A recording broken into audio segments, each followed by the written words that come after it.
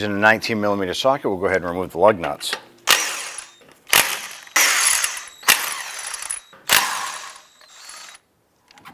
Go ahead and remove the wheel. Set that aside. Using a 14mm socket, we want to go ahead and remove the 2 caliper bolts.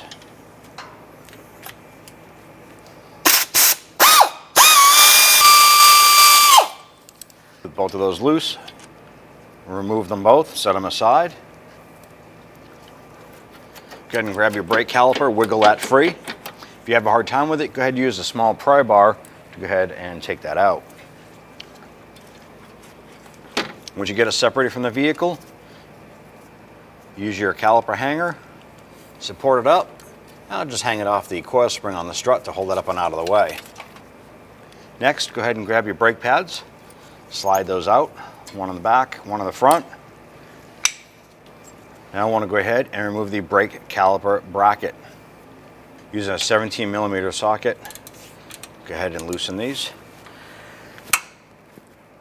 On the top, I couldn't get a socket into it, so we're going to use a 17mm wrench.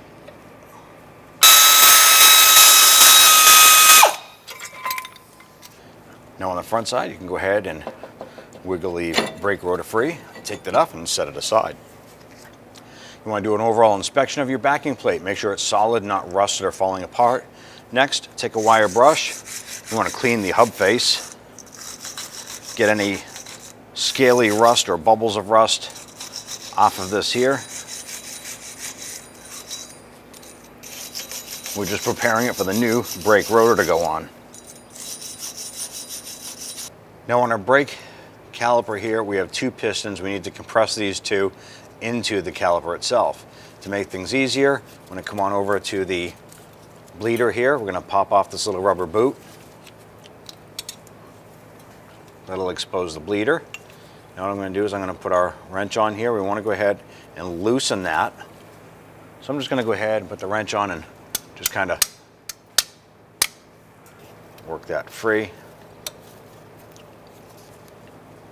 You'll know you got it free when you see brake fluid starting to come out of that bleeder. So just open that up a little bit and we should see fluid coming out. I'm going to use an old brake pad. Go ahead and use a C-clamp. I'm going to go ahead and snug this up. This will use the brake pad itself to compress the pistons in. I'm going to open up this bleeder here, relieve some of the pressure. Go ahead and work these pistons in. You want to have a catch can or some towels underneath to catch any of the brake fluid that's coming out. Once that's done, you can go ahead and close up that bleeder screw. You want to go ahead and use a screwdriver. We want to go ahead and pop up our sliders. Pop those up.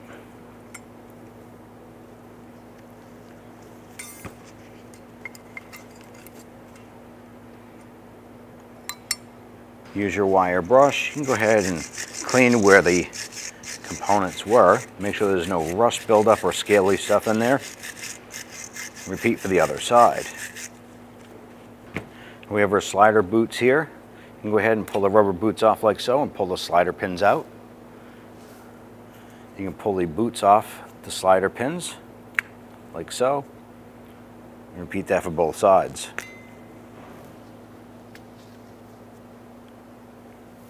I'm going to go ahead and take our sliders, clean these off, do a quick inspection, look for any rust buildup or anything on here that can cause any restrictions.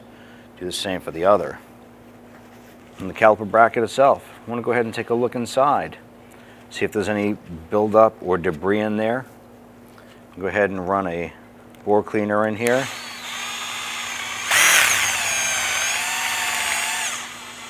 You can do that on both of these.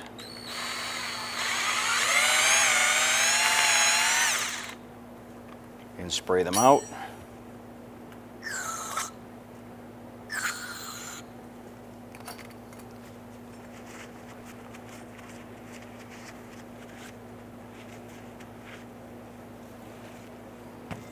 What you could do is put a slight or a light coat of grease on these here. Grab your boots, slide those on. Repeat for the other one.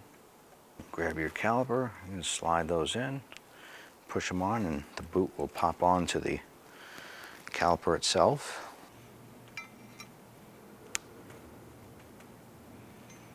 All right, those are nice and lubricated, moving nice and smooth.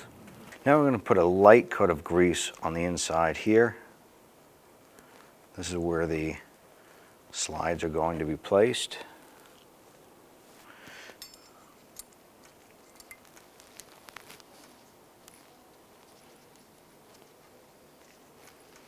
I'm going to go ahead and spray some anti-seize compound on the hub face so we don't run into sticky rotors to the hub. Set your rotor in place.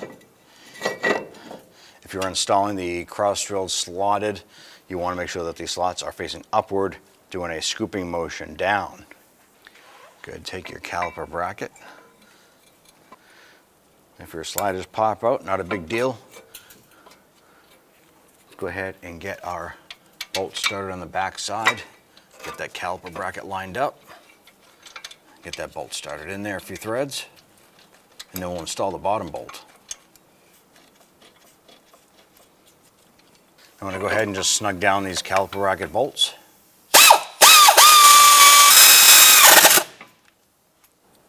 Reinstall your slider.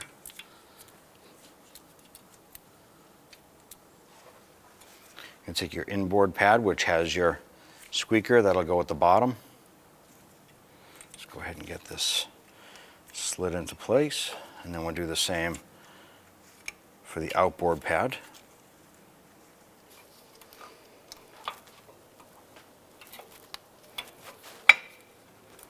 And go ahead and remove your caliper off of the hanger, line that in place.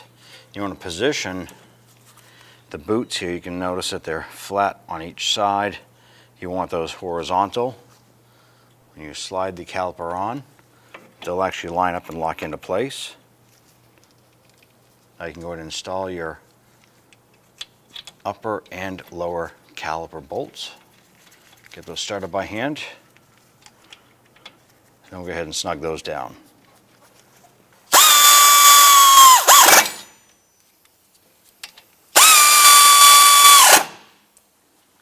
I'm going to torque our caliper bracket bolt to 88.5 foot-pounds.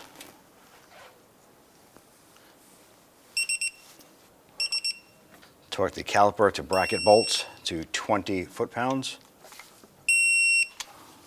Let's go ahead and install our wheel. And we get all of our lug nuts started by hand. Once we get these installed, we'll snug them down.